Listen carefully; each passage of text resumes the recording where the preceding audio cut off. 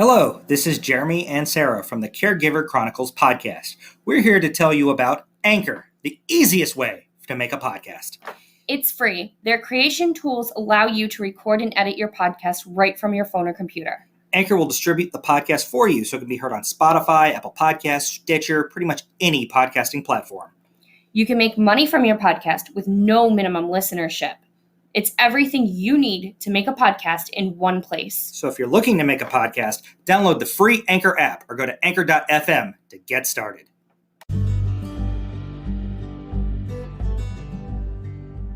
Hello, and welcome to Caregiver Chronicles. I'm Sarah, and I'm here with my husband, Jeremy. Hello. And my son, Remy. Hi, everybody. And today we're going to be talking about the time we went to the Rock and Roll Hall of Fame right up outside of Lake Erie and in the same building, I think, as the Great Lakes Science Center in Cleveland, Ohio. Yes, Remy is correct. Today we're going to do a story time on our trip to the Rock and Roll Hall of Fame. We went to not the summer of 2020, but because you can't really go anywhere this summer, but the summer before of 2019. Yes, that was quite an adventure with two kids on the spectrum, on opposite ends of the spectrum, taking them through the Rock and Roll Hall of Fame and Museum and all of the different levels of the Hall of Fame, from the exhibits to where you can practice music to trivia to voting for who you want to be in. So it was a lot of fun, and it was really, but it was really different experiences between Remy and Joey. So something that has always been in my life, music has been such a huge part of my life. Since I was a little kid, I had a radio in my room. I think I used to be obsessed with the Grateful Dead. Then I found New Kids on the Block, and I was in love with them. And my parents are big, kind of like hippie-ish music. They're Deadheads. They love bluegrass. I felt my own way. I grew up in the 90s. There was so much good music that came out of the 90s. A lot of really good hip-hop. A lot of good rock and roll. Some great influences. My parents, again, being hippies, loving their 70s rock, bluegrass. So I have, background and love of almost every genre of music. I love punk. I love metal. Music is my outlet. When I feel like I have nothing else, it's the one thing that I put it on, and sometimes the more aggressive the music, the more calming it is for me, or sometimes the more familiar the music is, the more calming it is for me. And I think my husband's noticed that whenever I have a task and I need to focus on my task, sometimes it's overwhelming for me to focus just on one thing, and if I put some music on in the background, I'm calm. That being said, my kids grew up going to bluegrass festivals, listening to music all the time. I played Grateful Dead and Rage Against the Machine over my belly with headphones when I was pregnant with Remy. I wanted to make sure he was well-rounded. So, Remy's been a big part of his life. I think he was, 3 or 4? And he started to love bluegrass. And what other kinds of music do you like, Remy? I like some rap, I like some pop, I like some punk, I like some older pop. I don't like any techno because nobody listens to techno, and I especially love Eminem. But what's one of your favorite genres, just all around? One of my favorite genres all around is rock. Yeah. So the Rock and Roll Hall of Fame was a very special trip for our family. So Joey, I know a lot of you guys have heard about Joey being calmed by the Beatles. Both of my kids have listened to the Beatles since they were babies. One of the first, Remy was 3 or 4, and he calls my parents and leaves them a message singing Love Me Do on their answering machine, and they still have it. It's just music. If you change a Beatles song on Joey, he'll let you know about it. He'll literally just scream. Yeah.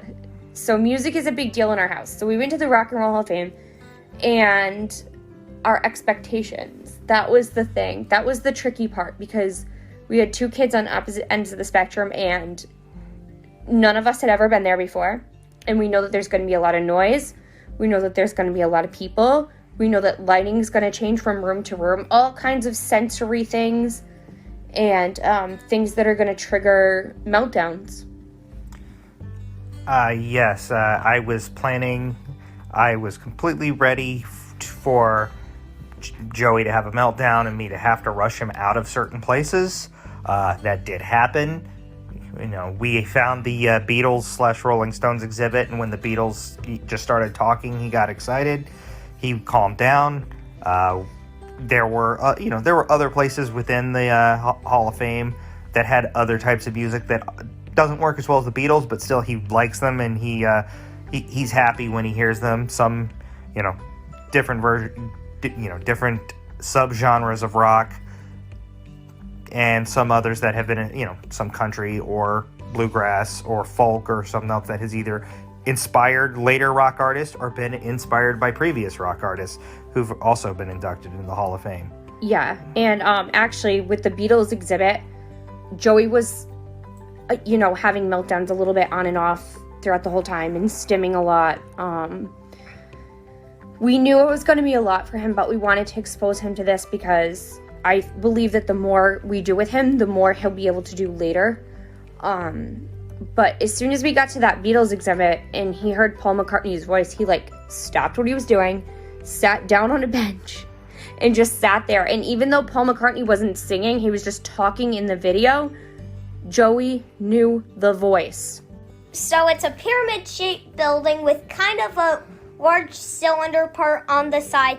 And in the front, there's a huge monument in front of it on the walk path that isn't nearly as big as the building itself, but it's pretty big. And it said "Long Live Rock" on it. And the exhibits I was dying to see were the Elvis exhibits. And the only reason why I wanted to see some of the Kiss exhibits was to tell them that Grampy said hi.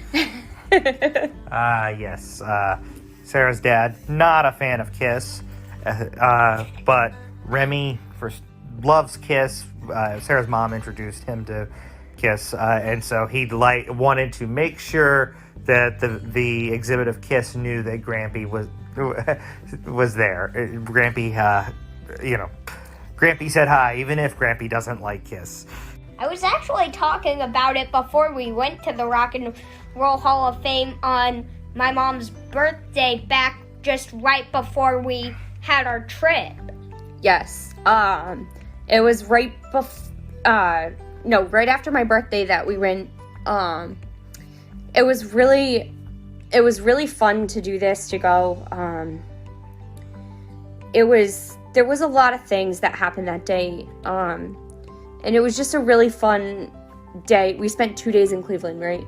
Yeah, we pulled into Cleveland, and basically we drove around, saw some of the city the night before, and then the next morning we went right to the Rock and Roll Hall of Fame. Yeah. Unfortunately, it was a rainy day, so we didn't really do... We were talking about, walking around Cleveland, going to the Science Center, doing something else, because it is adjacent to the Science Center. And the Brown Stadium is near there, too, right? The Brown Stadium is near there, and not far... within walking distance are the Indians Stadium and the Cavaliers Arena. Yeah. And the Indians were playing my favorite baseball team that night, so I was hoping to get to go to the game, but it got rained out. So yeah, we were talking about possibly husband and Remy going to a baseball game that evening, and I figured a music museum with Joey all day would be a bit much, and going to a baseball game after would be way too much for him. So I was going to kind of hang out at the hotel and stuff, but we ended up just all hanging out at the hotel.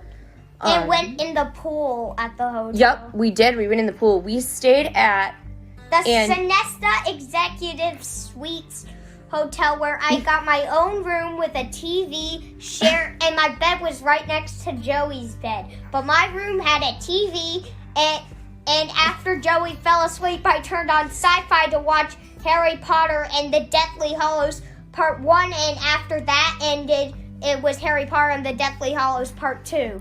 So, Jeremy's right. We did stay at the Sonesta Executive Suites. really nice hotel chain. The hotel was very clean. It was really cool because it was set up more like a, what was it set? It was set up more like an apartment than a hotel room. It had a full kitchen and a loft. So our hotel room there, we had like a loft upstairs with a king bed and then a bathroom. And then there was a downstairs with a kitchen, a living room area. Then there was another bedroom with 2 beds and another bathroom. So it was kind of like a really nice place for a family to stay. I think wasn't there something like really big that happened in Ohio that week too? That was right after the shooting at I believe it was at the mall in Dayton, Ohio, which is on the other side of the state from Cleveland. And we had actually, because when we left my parents' house in Missouri, we actually drove through Dayton. I believe we were there. Right after. It was right after. I believe we were there the day President Trump flew in to speak to people in Dayton. Now, we had gone through there before his plane arrived, but I believe it was actually the same day we drove through Dayton when he was going there to speak with the mayor and, give his thoughts and prayers on that. But yeah, so it was, Ohio was in the midst of healing, but, we had gone through we'd gone through to Cleveland. We had actually just left my parents' house because we were celebrating their 50th wedding anniversary. Yes. That Sarah helped my mom plan the big event, and that was a very nice experience. And then we got to continue a family vacation, which was a lot of fun. We, like I said, music is so important to all four of us, and it's a big part of our lives as a family. We listen to music all the time together. I've introduced my boys to so many different genres of music, so many different bands and artists from different periods. It's kind of fun to watch my son both of them discover new music that they like, and it's really cool when I see Joey express and love and dance to music. So we felt like this would be a good thing to do. But there was one incident specifically I want to talk about at the Hall of Fame, and then I want to get more into the fun stuff. So we were going through, and I think we were there, it was kind of early, and I want to say we were by the grunge display or somewhere around there. We were getting into like the 90s, like Nirvana, early 90s and stuff like that, just past the punk. Joey was getting overstimulated. There was a lot of people. And he was stimming. He was publicly stimming. He had his sensory chew. And I had him with the leash, the backpack leash. And I was holding on to him, and he was with me, and he was jumping. His stim is to bite his chew, jump up and down, and kind of scream. And he kind of like leans into you when he does it.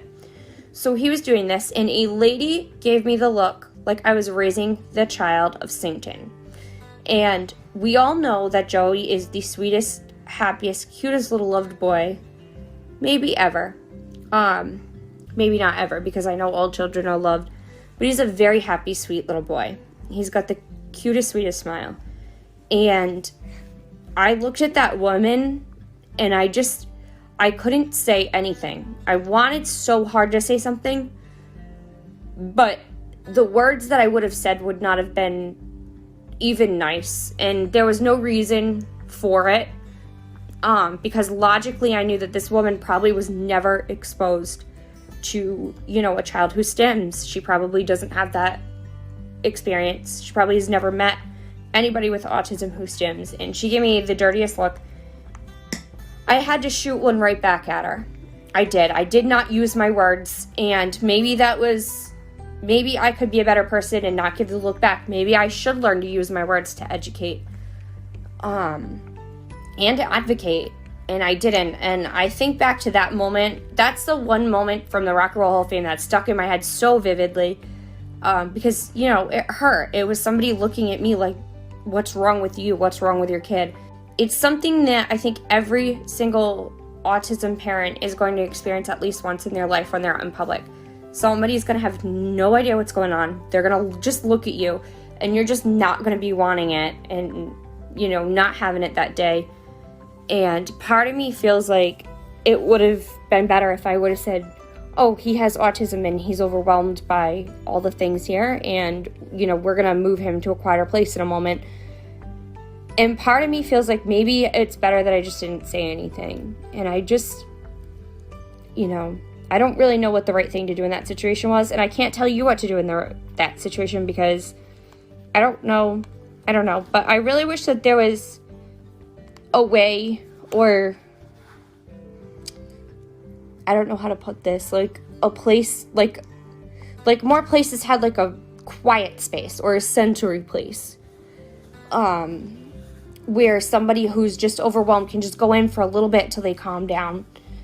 But I think overall Joey handled himself really well that day. Once he had lunch, he was a lot calmer too. Yeah. Paul McCartney and pizza really took care of this kid. Yeah. Yeah, that was, he was happy to eat. He was happy to hear the Beatles. Yeah, I think Daddy spent most of the day with Joey, and Mommy and Remy kind of did a lot of walking around. Huh, buddy? Do you remember all the walking around we did? Mm-hmm. And we got to see Metallica. Yep, we got to see Nirvana. We got to see the one album cover. Not the bands, their memorabilia, but yes. Temple of the Dog made. Yup, we did get to see the Temple of the Dog album cover. What else did we see? We also went over and saw a demonstration of a playing of a song by the Animals called "The House of the Rising Sun." Why was that important?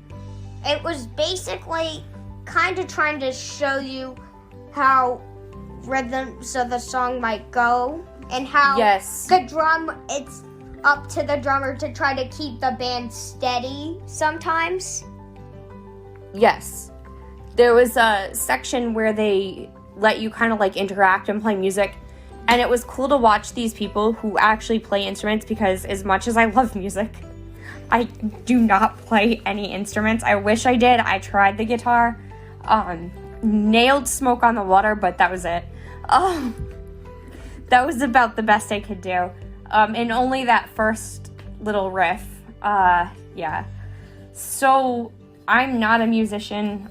Shout out to my parents, because my mom plays the guitar pretty well. My dad's been practicing the mandolin since I was a kid. And when they first started playing with each other, it was a hot mess.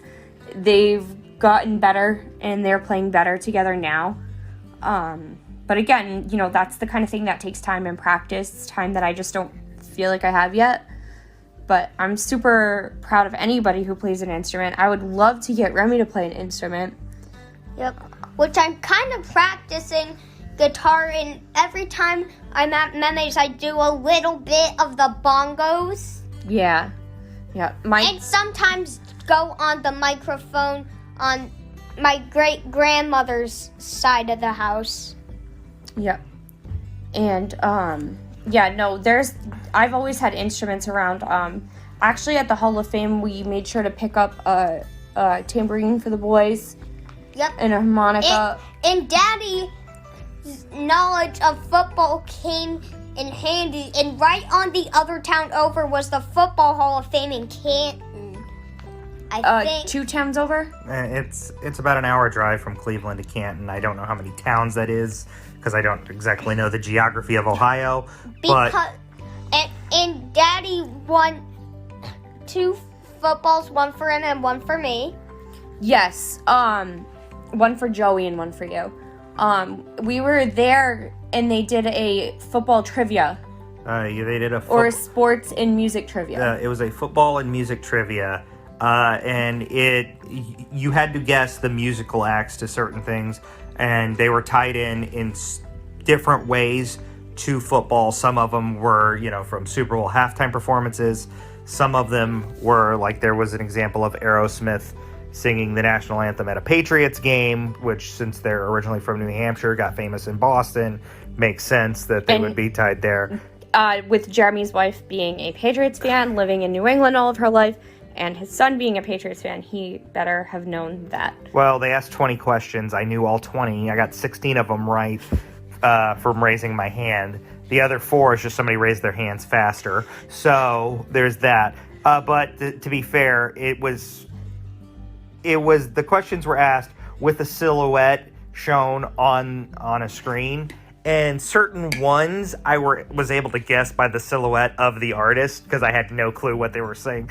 Like and then certain things, like one of them talked about how Elvis tried to start a football team in Memphis called the Hound Dogs. They're like, they're trying to guess Elvis, and I'm like, well, Memphis and Hound Dog, that kind of gives it away, doesn't it? Yeah. Actually, side note. Go ahead, Rem. Yeah, because Elvis has a hit song called Hound Dog, like, you ain't nothing but hound dog, crying all time. You ain't never called Reverend, you ain't no friend of mine. I don't think it would be an episode with Remy without him singing. I think that's the thing. Every time we include Remy in an episode, we're gonna have to find a way to make him sing. But anyway, yeah. Oh yeah, we were supposed to go this year actually, 2020, but everything's canceled. We were planning on going to Memphis, and and possibly walking down Beale Street. Yeah, we had talked about going to Graceland and to the Blues Music Hall of Fame there in Memphis. Sun Studio. And we were also possibly going to walking in Memphis Jeremy. and seeing the ghost of Elvis and walking with our feet a foot off of a Beale every single time. Yes. We had 2 feet off the ground while we were walking. Yes. Do you remember what other thing we talked about doing that we might do if we went to Memphis this year? We might have gone over to Olive Branch, There was one more thing. Mississippi. One more really big thing that's been super relevant to 2020. Even before things happened, we talked about going to this place. What's there? The Civil Rights Museum. Yes. Good job. Dr. Martin Luther King. Yes. MLK Day. Yes. In January. So we do try to plan our trips where where there's some type of, I don't want to overload my kids with going to museum after museum and, especially if it's not interesting to them. So we do try to make sure that they're learning something. Music history is a big part of our history, I think, or it's a big part of American history. I think it is. There's history in music, just as music represents certain periods of historical times. It's just part of our history as humans. It's part of American history and everything. And but we did want to make sure that we took a trip. Last year, Jeremy was studying about Martin Luther King and things like that, and we wanted to make sure that we took a trip to the Civil Rights Museum just to continue his education on that. We also really wanted to go, like he said, to Sun Studio to see where Elvis recorded. And we would have seen the ghost in Elvis. There's no ghost of Elvis, Remy. He really loves the song Walking in Memphis, if you can't tell. And it's almost Halloween, so he's feeling ghosty. This is Halloween, Halloween. Okay, Everybody scream. Somebody's getting a little too silly for us now. But yeah, unfortunately that trip was canceled, and we're hopeful that we can do that again. Do that sometime, maybe next year or the year after, we're not sure. But an important thing that I want to talk about is traveling with kids on the spectrum. It's first and foremost, it's freaking hard. Yes. Oh, dear Lord, it's nearly impossible. But we must find a way to make it work. We kind of have to make our trips places where we can drive because we're not sure how Joey would handle an airport. I don't even like airports. Yeah, the airports can be overstimulating for neurotypical people. So adding the spectrum in with autism, we've taken Remy when he was younger into airports, and it was a lot for him. Now, granted, he was only 2, so that's a lot for a 2-year-old. At max. Yeah, but we found driving to be more, and again, every kid on the spectrum is different and every family is different. So what works for us might not work for you. But, you know, maybe if your trips on airplanes aren't working so well, or even try taking a day trip, right? Yeah, we have found that that trips we take where we drive are more beneficial for Joey. He loves the movement, the feeling of the car has when it moves. So if we're driving, he can stay. He's fine. He can sit in a car for 12 to 14 hours until he sometimes. Gets hungry or tired. Until he gets hungry or stiff. Yeah. And he's happy. He doesn't cry too much. That option's not going to be there on an airplane because he's going to try and run up and down the aisles, which he's not going to be able to do. So we'd have to keep him strapped into the airplane seat. Well, he likes his car seat. He's used to being in a car with his family. We do things around town where I'll get in the car together. Like I said, we've done day trips. We've gone on car rides over an hour, 2-3 hours long with him, and have been all right. But, you know, if you're planning a trip and you're not sure how it's going to go, you have a child on the spectrum, plan a trip maybe, you know, an hour or two away, see how that goes first, and then try to plan something bigger. That's the best advice I can give. That, and the other thing is prepare for everything and don't expect to turn back. Don't let that be an option. I know that sounds hard, or at least try not to let that be an option. Try to get that push. It's so important to expose your kids to things, and the sooner, especially if you have a young one and you're just starting this journey, the sooner you start pushing the envelope with them and getting them used to breaking routines sometimes, the better off you'll be able to break routines sometimes. It will throw them off a bit. I know every time he did have a meltdown at the hotel the first night we got to Cleveland, and he had a meltdown on the way. Did he have a meltdown on the way to your parents, or did he just not sleep? He didn't sleep the first night on driving all over the place. To my parents' house. He slept in the car the next day, though. Yeah, he slept in the car. Once he fell asleep, it was great, but he had, that's the thing is he did have a lot of energy because he wasn't running, he was sitting. So, he had a lot of energy when mommy... To burn, yeah. when we were in the hotel.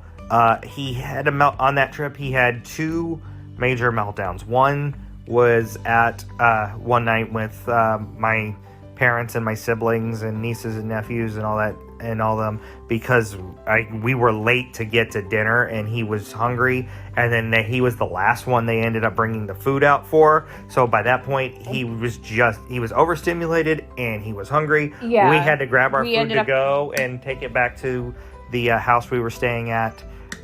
He actually calmed down enough that once my family left the restaurant and went back home, we were able to go over and still spend some time with them. We just weren't able to eat dinner with them at the restaurant. Yeah. And then the second time was after the drive to Cleveland. For some reason, he just had a meltdown when we got to the hotel. We don't know why. I think in 10 days we had slept in like 3 or 4 different places too. So of course for any kid on the spectrum, that's going to be like a lot.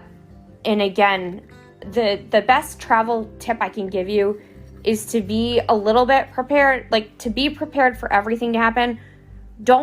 If you're driving, don't book your hotel in advance because you don't know how many bathroom stops you're going to have to take. You don't know how much traffic you're going to get stuck into.